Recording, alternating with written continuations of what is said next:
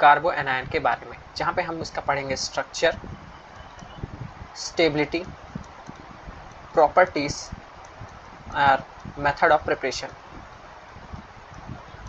Properties में reactions भी आते हैं, ठीक है, तो रिएक्शन और प्रॉपर्टीज सेम है, मेथड ऑफ प्रिपरेशन अलग है, स्ट्रक्चर अलग है, स्टेबिलिटी अलग है। तो आखिर कार्बो एनायन होता क्या है? ये एक नेगेटिवली चार्ज आयन रहता है जिनमें कार्बन के ऊपर नेगेटिव चार्ज प्रेजेंट रहता है, इसको हम बोलते हैं कार्बो एनायन। ये इसकी एक डिफाइन हो गई, ये दूसरी डिफाइन हो गई।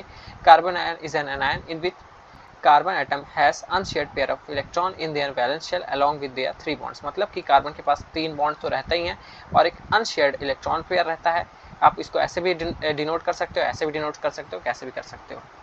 एग्जाम्पल के लिए, in a CX bond present in a molecule, if the electronegativity of carbon is more than X atom, then after heterolytic fission carbon के ऊपर आ जाएगा नेगेटिव चार्ज। मतलब कि ये CX बॉन्ड है, ठीक है, और इन लोग का जैसे ही हम हेटेरोलिटिक बॉन्ड फिजन करते हैं और अगर कार्बन की इलेक्ट्रोनेगेटिविटी ज़्यादा है तो कार्बन के ऊपर आ जाएगा नेगेटिव चार्ज और X के ऊपर आ जाएगा पॉजिटिव चार्ज। इसका अगर एग्जाम्पल देखें तो मिथाइल कार्बन आयन भी हमें देखने मिलता है, इथाइल कार्बन आयन भी, आइसोप्रोपाइल भी और टर्शियरी ब्यूटाइल भी, ठीक है। अब हम बढ़ते हैं स्ट्रक्चर ऑफ कार्बन आयन की तरफ। तो कार्बन के स्ट्रक्चर में हमारा जो सेंट्रल कार्बन एटम रहता है वो नेगेटिवली चार्ज रहता है और ये रहता है sp3 हाइब्रिडाइज्ड, जिसमें 3 बॉन्डिंग इलेक्ट्रॉन रहते हैं और एक लोन पेयर प्रेजेंट रहता है। ये 3 बॉन्डिंग इलेक्ट्रॉन है, यहाँ कोई से भी मेटल जोड़ सकते हो, मतलब एटम जोड़ सकते हो, एल्काइल ग्रुप भी जोड़ सकते हो, कुछ भी आप जोड़ सकते हो, ठीक है, पर यहाँ पे एक लोन पेयर हमें देखने को मिलेगा। अमोनिया के जैसे इसका स्ट्रक्चर हमें sp3 हाइब्रिडाइजेशन रहता है, तो स्ट्रक्चर हमारा होना चाहिए था टेट्राहेड्रल, ठीक है, पर due to the presence of lone pair इसका स्ट्रक्चर रहता है पिरामिडल, मतलब समोसे जैसा। समोसा तो आपने खाया ही होगा, तो एक समोसा जैसा स्ट्रक्चर आपको मिलता है देखने कार्बो एनायन का। बढ़ते हैं स्टेबिलिटी की तरफ। तो इसका स्टेबिलिटी का ऑर्डर जस्ट अपोजिट रहता है कार्बो कैटायन का। वहाँ पे 3 डिग्री ज़्यादा था, फिर 2 डिग्री ज़्यादा था, फिर 1 डिग्री ज़्यादा था कार्बो कैटायन में। तो यहाँ पे होता है जस्ट इसका उल्टा, कार्बो एनायन में होता है 1 डिग्री सबसे ज़्यादा, फिर 2 डिग्री ज़्यादा, फिर 3 डिग्री ज़्यादा। वो क्यों होता है? Due to the presence of plus I effect. यहाँ पे मान लो 3 प्लस आई इफेक्ट है, तो यहाँ पे इलेक्ट्रॉन दे रहा है। ये प्लस आई इफेक्ट क्या करता है? इलेक्ट्रॉन देता है। कोई भी अल्काइल ग्रुप अगर प्रेजेंट है तो वो इलेक्ट्रॉन डेंसिटी देता है कार्बन को, और अगर कार्बन को इलेक्ट्रॉन और मिलेगा तो यहाँ पे 3 इलेक्ट्रॉन एक्स्ट्रा आ जाएंगे, जिसकी वजह से ये और अनस्टेबल होगा। यहाँ पे 2 इलेक्ट्रॉन एक्स्ट्रा आएंगे तो ये थोड़ा कम अनस्टेबल होगा।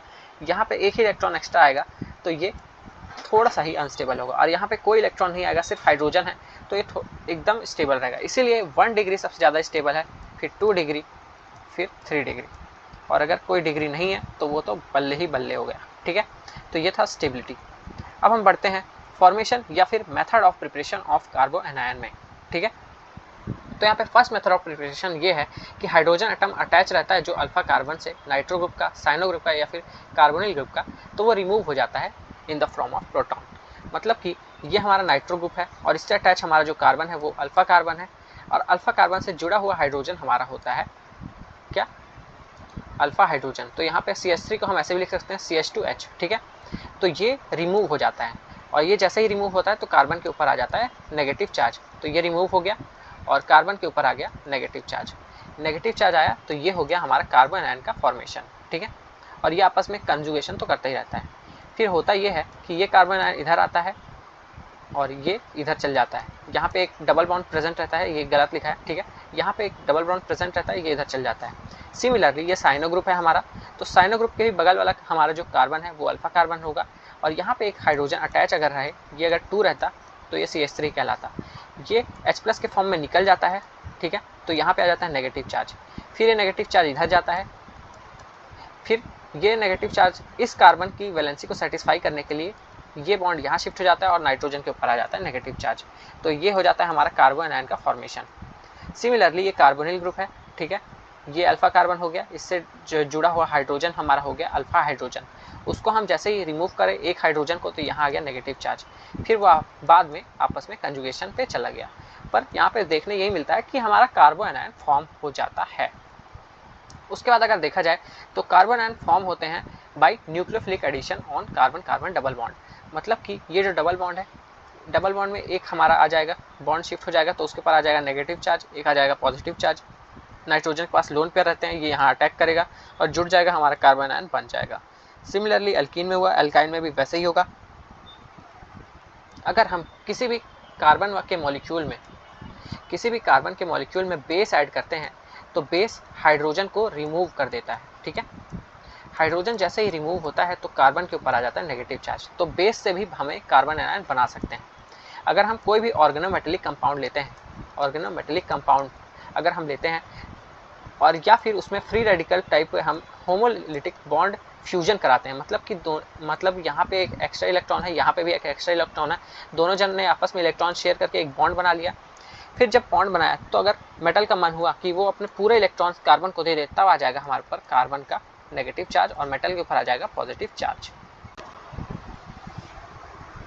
अब हम बात करते हैं रिएक्शन ऑफ कार्बन आयन की, जहाँ पे ये दो तरह के रिएक्शन दिखाता है। पहला है एडिशन और दूसरा है सब्स्टिट्यूशन। तो एडिशन रिएक्शन में ये कार्बन आयन जो रहता है वो एडिशन रिएक्शन दिखाता है कार्बोनिल ग्रुप के साथ, जिनमें वो एक बॉन्ड फॉर्म करता है अनशेयर्ड पेयर ऑफ इलेक्ट्रॉन के साथ। अगर देखा जाए तो ये हमारे पास कोई कंपाउंड है CH2 C double bond O और यहाँ पे एक और O लगा हुआ है, ठीक है। तो यहाँ पे O लगा हुआ है। अब हमारे पास एक और अगर कंपाउंड आ गया, यहाँ पे हमारे पास एक और कंपाउंड आ गया CH2 C double bond O और यहाँ पे H। अगर यहाँ पे C के ऊपर नेगेटिव चार्ज है तो ये इस पर अटैक करेगा और ये ऑक्सीजन के ऊपर नेगेटिव चार्ज ऊपर चल जाएगा। तो यहाँ पे वही बॉन्ड बन जाता है। इसी प्रोडक्ट को हम बोलते हैं एल्डोल प्रोडक्ट। तो ये एडिशन रिएक्शन दिखाता है, मतलब कि ये प्रोडक्ट जाके कार्बोनिल ग्रुप के साथ ऐड हो जाता है, ठीक है। सेकंड जो हमारा रिएक्शन है वो हमारा सब्स्टिट्यूशन रिएक्शन।